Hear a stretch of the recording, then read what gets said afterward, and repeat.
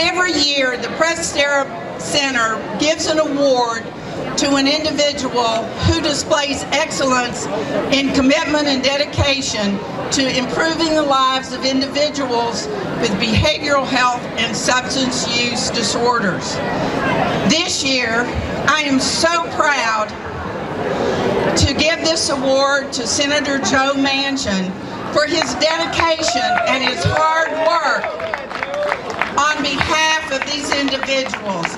He has shown dedication and unfailing commitment to do whatever he needs to do to improve the lives of us all. So on behalf of Prestera Center, I present you this Michael Prestera Award of Excellence and say thank you very much.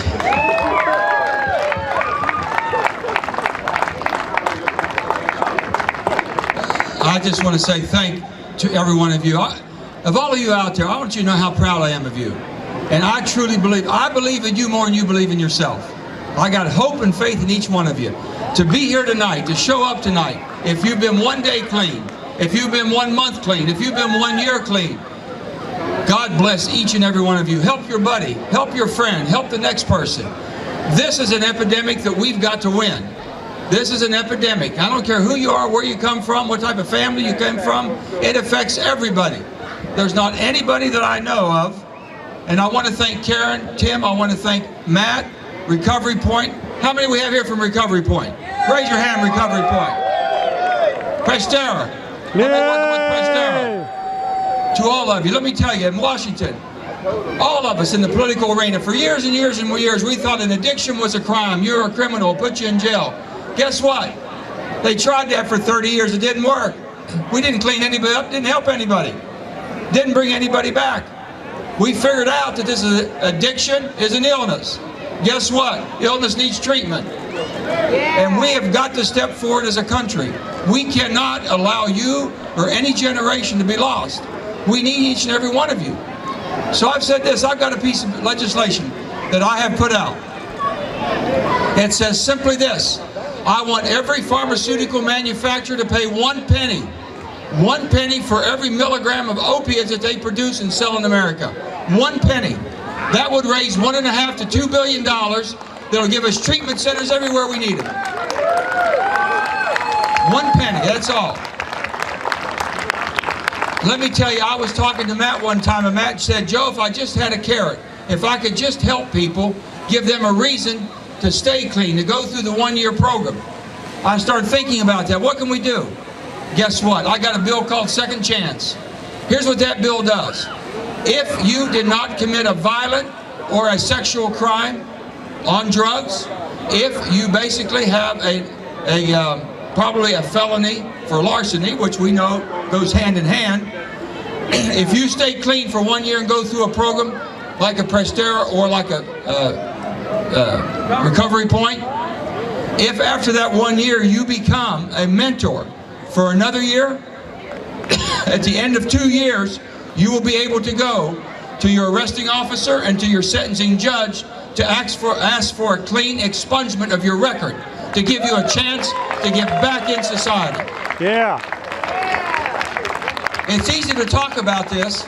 It's easy to play games with this and think it's someone else's problem. I'm not going to let any of you down. I'm not going to lose one of you. I need you all. I need you here in West Virginia. I need your work and I need your skill sets. We talk about West Virginia having the greatest workforce.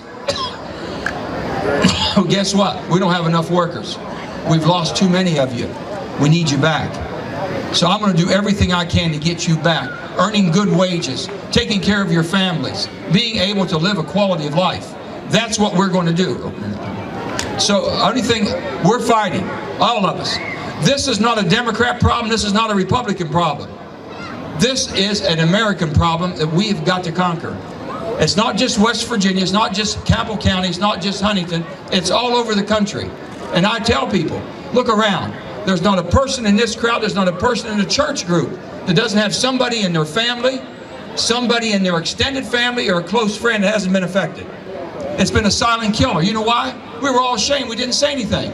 You might have had a son, you might have had a brother, you might have had a mom, you might have had an aunt or an uncle. We wouldn't talk about it. Oh, we'll take care of it in the family.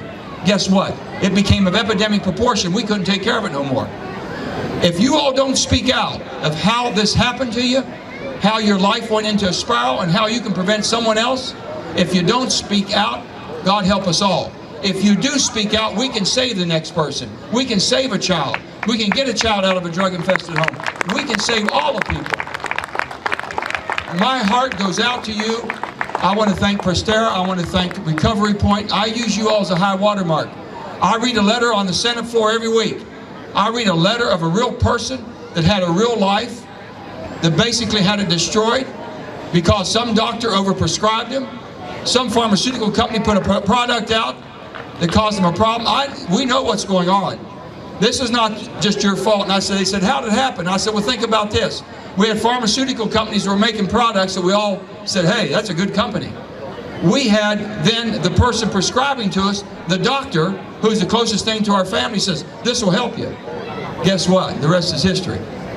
We had the FDA, the Federal Drug Administration, basically saying, this product's okay. What happened? So look around, gang. We're all in this together.